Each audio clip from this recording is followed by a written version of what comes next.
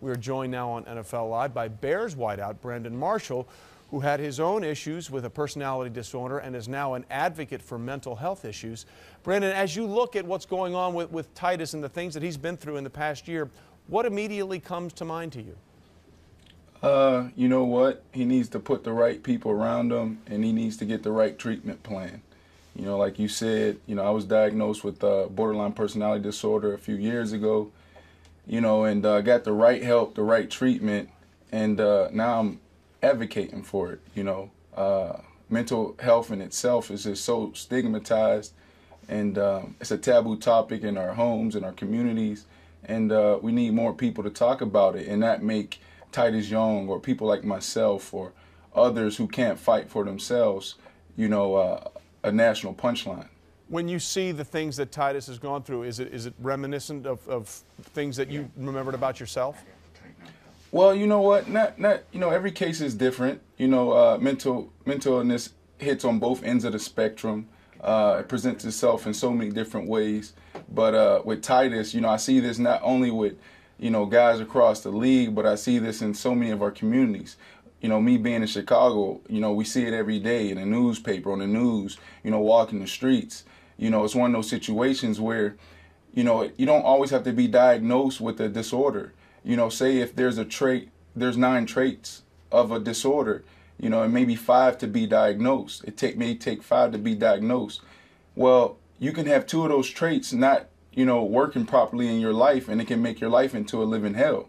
So guys like, Titus Young, it doesn't necessarily mean he has to be diagnosed, but if we're not treating, these cases properly, it just gets worse, and I look at, my situation, and there was times where I was talking to 2 or 3 different people, in a week, and it wasn't getting any better. And it wasn't until I went to McLean Hospital, was in an outpatient program, and sat down and really worked through stuff that, was just in me for years. And now I'm sitting here advocating, our foundation, the Brandon Marshall Foundation, Project Borderline. We're advocating, we're fighting, we're trying to get better treatment. We're trying to get better policy so people can afford it, for different disorders to be classified right. We're trying to be lead in the field and research, try to partner with the right people to see the ideology behind some of this stuff, where this stuff starts from. A guy like Titus, I hear people say his career is over. Well, first of all, it's really not about his career right now. It's about his life.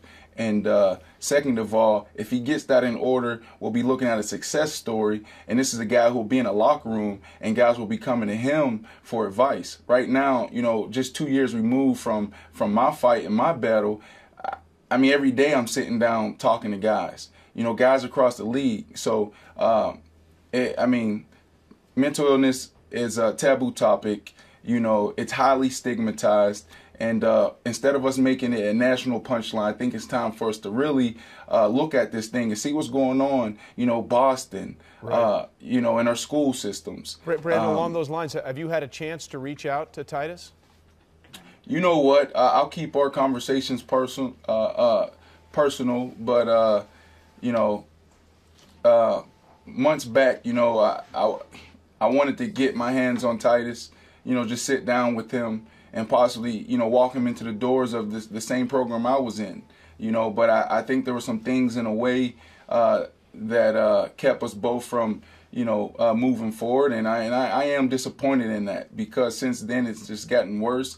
And one of the things I stressed was, without the proper treatment, it's just going to make things worse. So I'm praying for Titus, and I know, this can be a success story, but we need to embrace it, and we also need to advocate for people in positions like this. And assuming that door is still open, and you're going to try and, if you have time, because I know things are getting busy now with the offseason and OTAs, you'd still relish that chance to sit down and talk with him? Well, I mean, that's what I'm here for. Football, I think, the Lord's blessed me with amazing talent and amazing ability. I don't think I was responsible with the ability and the talents he's given me the first few years in the league.